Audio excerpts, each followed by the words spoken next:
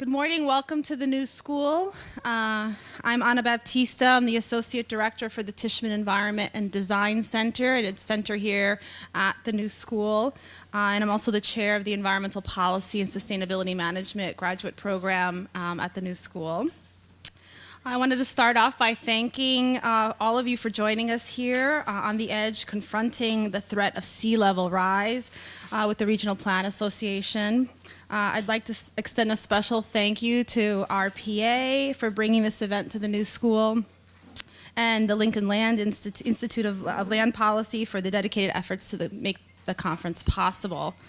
RPA's dedication to improving the sustainability and quality of life in the entire region through research planning creates a natural partnership with the Tishman Environment and Design Center. Our center's mission is to foster design, policy, and social justice approaches to environmental issues to advance a just and sustainable outcome. As part of our collaborative efforts with community partners, the Tishman Center offers technical support to community-based organizations, advocates, and policymakers to co-produce and promote cutting-edge research. We strive to create interdisciplinary opportunities for both the new school community and the wider external community to create innovative solutions for society's biggest challenges, among them climate change and sea level rise. 4 years ago, Hurricane Sandy served as a brutal awakening to the significant risks of flooding and other damage we face from catastrophic storms here in New York City and across the region. While many of our communities are taking steps to become more resilient to the impacts of storm surge, far fewer are taking the necessary steps to prepare for sea level rise. Today, we are proud to have you all here to launch a series of conversations about the urgent need for communities to begin planning today for the long-term impacts of sea level rise.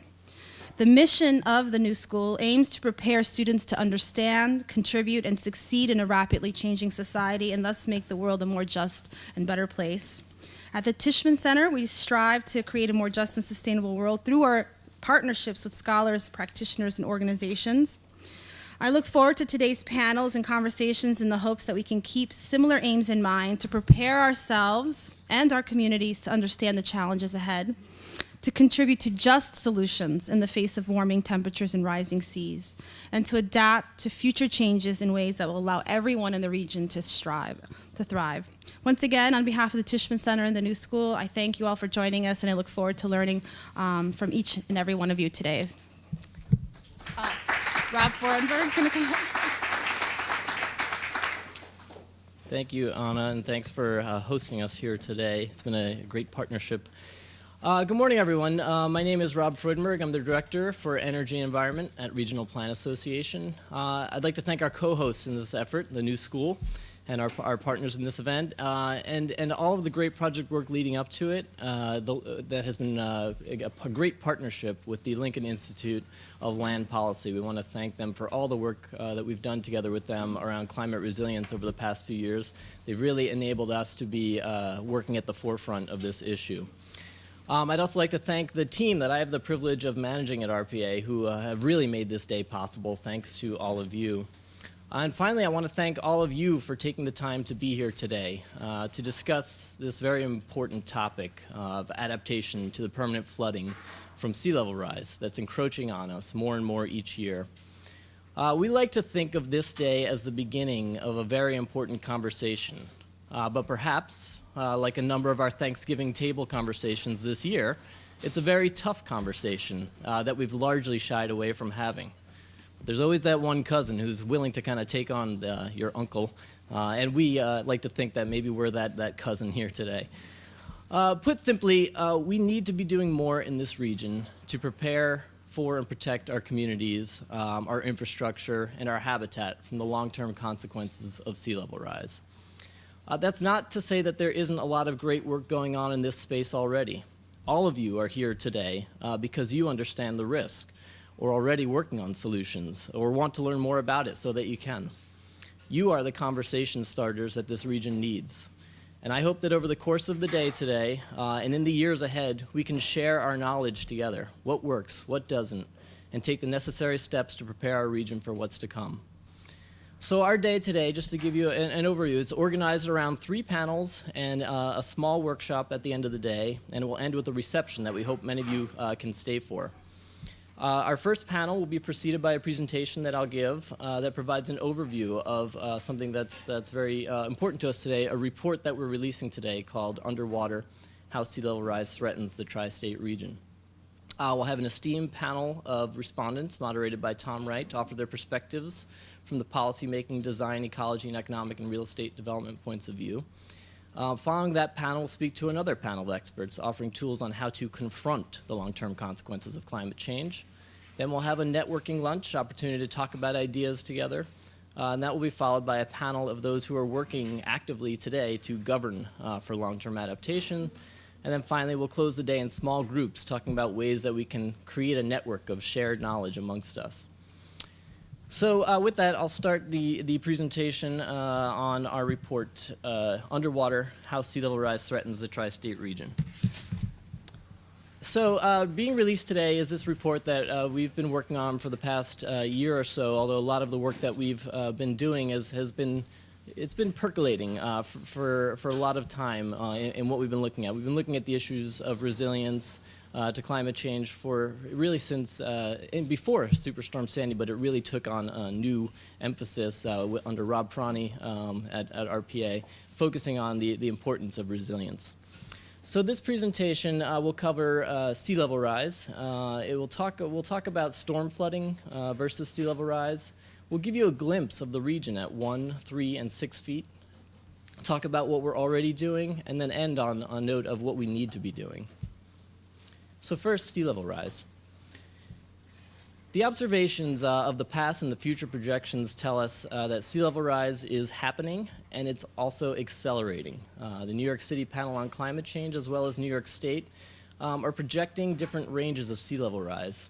Obviously, it's difficult to project how much will happen in the future, but based on really good science that's continually progressing, we see that sea level rise is rapidly accelerating, and if we look at the ranges from medium to high, we know that there are things that we need to do. In a sense, you can say that our region is likely to see 1 foot of sea level rise between the time period of 2030 and 2050. 3 feet is likely sometime between 2080 and 2100. And then 6 feet is likely for the beginning of the next century. And this sea level rise is happening, as many of you know, because our planet is warming. It's expanding the size of the ocean, it's melting the ice caps, our land is sinking at the same time, and much of this, except for the sinking land, is driven by the fact that we are emitting carbon and other greenhouse gases into the atmosphere. This is the largest driver of sea level rise, and something that we absolutely need to address as we consider adaptation. As we think about sea level rise, it's really important. One thing that one distinction we've noticed as we've been researching this issue is the difference between storm flooding and sea level rise. Now, yes, storm flooding will become worse as sea levels rise, but we think it's really important to distinguish the two from each other in how we plan for it. Flooding from storms, for instance, in Manahawkin, New Jersey, this is the aftermath of Superstorm Sandy. Flooding from storms happens intermittently. You can forecast that a storm is coming. We can estimate about how much surge there will be. We can take actions to evacuate. And then the storm comes, sea levels, the seas rise, and the wave action carries out significant damage across the region. Homes are destroyed, roads are destroyed, bridges washed out. Storm damage is significant and intense, but we know how to prepare for it, and we are learning more and more how to respond to it and recover from it. Sea level rise, on the other hand, is happening more slowly, though it is accelerating. As it seeps up into our communities, it's the kind of flooding that won't go away. It's permanent. During storm flooding, once the storm passes, the waters recede and life can start to return to normal. Sea level rise, on the other hand, will be with us permanently. This is Broad Channel, New York, where the beginning signs of sea level rise flooding, called nuisance flooding, is happening a few times a month in this community. These are the places where it's low-lying and where sea level rise is going to impact first. And this is really important to note that this is the kind of normal, the new normal that these communities will be living with. What does it look like when water doesn't go away? How do you get out of your home? How does the infrastructure weather salt water? These are the questions that we need to ask and plan for as we consider sea level rise in the future. So what does our region look like at 1, 3, and 6 feet? Well, let's start with 1 foot. Again, this is, we could see 1 foot as early as the 2030s. This is our region under 1 foot of sea level rise. It's a little difficult to see. We'll zoom into some areas for you in a bit. But under 1 foot of sea level rise, it will cover approximately 60 square miles of what is dry land today. That will impact, permanently flood the places where 19,000 residents today currently live, where they're in more than 10,000 units of housing. There are also 10,000 jobs in places that will be permanently flooded by 1 foot of sea level rise. And you can see here, maybe from this map, that at 1 foot, sea level rise is largely a suburban issue. You can see the south shore of Long Island, the back bays of New Jersey, the places where we've developed into the historic wetlands of our region are seeing the biggest impacts from 1 foot of sea level rise. The south shore of Long Island is particularly hard hit. I think the largest number of people are impacted at 1 foot of sea level rise. It's also important to note that the Meadowlands, which is kind of in the top middle of this screen, is a region that begins to become inundated. We can sometimes think of the Meadowlands as inland, but it's actually connected by a series of tidal streams. It's an estuary, so it's very hard to cut off, and it's a place that we've put a lot of investments into in terms of infrastructure and communities.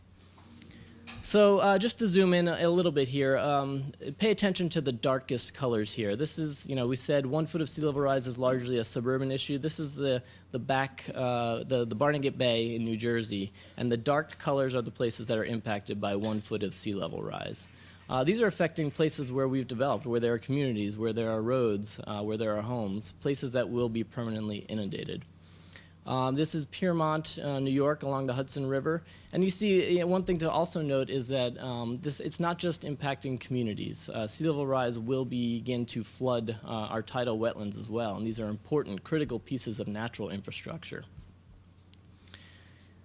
At 3 feet of sea level rise, you can see the blue gets a little darker, a little deeper, getting a little further inland. The places that were flooded with 1 foot become deeper. The places behind them start to see water as well. Nuisance flooding becomes more of an issue for more places. At 3 feet, 133 square miles of our region is permanently inundated with floodwater. Places where 114,000 residents today currently live will be impacted. So it goes from 19 to 114,000 with the additional 2 feet. 67,000 units of housing and 62,000 jobs will be permanently inundated. At 3 feet, this is still largely a suburban issue. It's still the south shore of Long Island, it's still the back bays of New Jersey, and it's still the Meadowlands of New Jersey that are really experiencing the hardest hit areas. But at this point, we begin to see critical pieces of infrastructure become impacted. We also start to see places like Broad Channel in Queens see most of their population impacted by 3 feet of sea level rise. Just to drill into the Meadowlands a bit, this is the Meadowlands. In the dark blue is 1 foot, and then the next level of blue up, probably a little hard to see on here. Just the fact to note that the Meadowlands is severely impacted by sea level rise. It's really collecting in there. It's like a bathtub that's filling up. And there are significant pieces of infrastructure like our rail lines that pass through, and Teterboro Airport at 3 feet of sea level rise is completely inundated by floodwaters. LaGuardia Airport begins to become completely inundated at 3 feet of sea level rise as well. This is a significant place to pause and think about what does our region look like without LaGuardia Airport at 3 feet of sea level rise. There are sections of LaGuardia Airport that are even impacted at 1 foot of sea level rise, so this is an issue that we will need to deal with very shortly.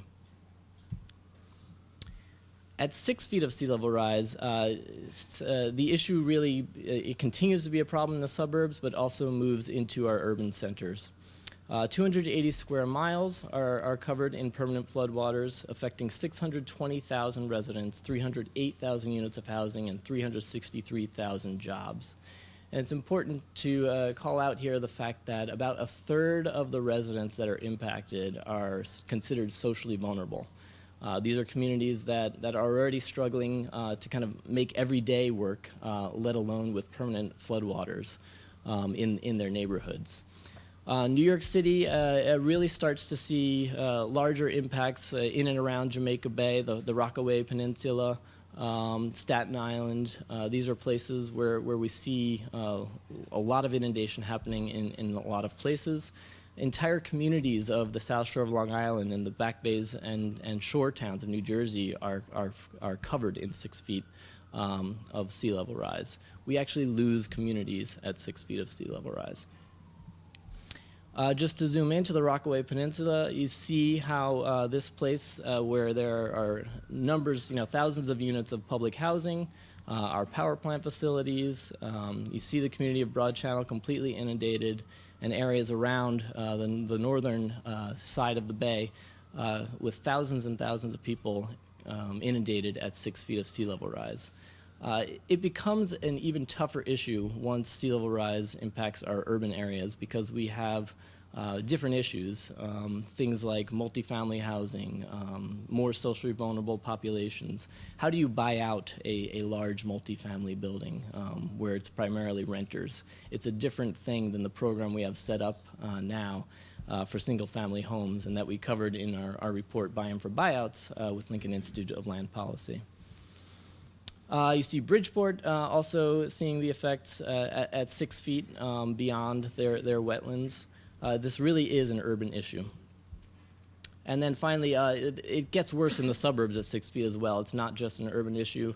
This is the town of Hempstead on Long Island. And again, it's not just people, it's critical infrastructure, wastewater treatment plants, public housing, energy generation, all inundated at 6 feet. So given that kind of stark view, and there's more information, more details in our report, which is in the back of the room, what are we doing currently to address this?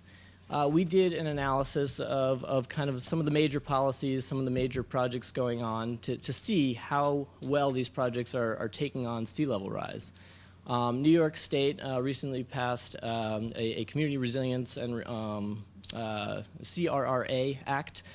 Basically, what that act does is it says that any future planning projects in the state, funding must take into account climate change, including sea level rise. The state has adopted its own set of climate projections, which are based on the New York City Panel of Climate Change projections. And basically, they are moving forward in trying to figure out how that's going to be implemented. How does they implemented the policy and are now trying to figure out how it's going to affect all the decisions down the line. How will state funding really be tied to considering all of the impacts of climate change, including sea level rise? What you see here are a number of pictures from the Rebuild by Design process. Rebuild by Design was kind of the preeminent resilience planning exercise in our country. And we are seeing the results of Rebuild by Design being implemented today in communities from Manhattan to Hoboken to Bridgeport to the Meadowlands. In looking at those projects, we really see that there is a strong focus on resilience, but there's less of a focus on planning for sea level rise. Some projects take into account sea level rise. Bridgeport in particular is planning theirs to ensure that things can change as sea level rise happens. Each project knows that sea level rise is going to be affecting the projects, but I think what we found is that they're really not directly tackling sea level rise in the way that they're tackling the resilience from storm surge. So we think there's an opportunity to kind of figure out ways, and I know that the agencies working on these are trying to figure this out, but we need to be planning our resilience projects to also plan for sea level rise. So what do we need to do? Our report boils it down to around 6 essential items that we'll dig deeper into in our 4th regional plan. But number one, as we mentioned, we need to reduce our carbon emissions. The only thing that could potentially slow the rate of sea level rise is if we reduce our carbon emissions.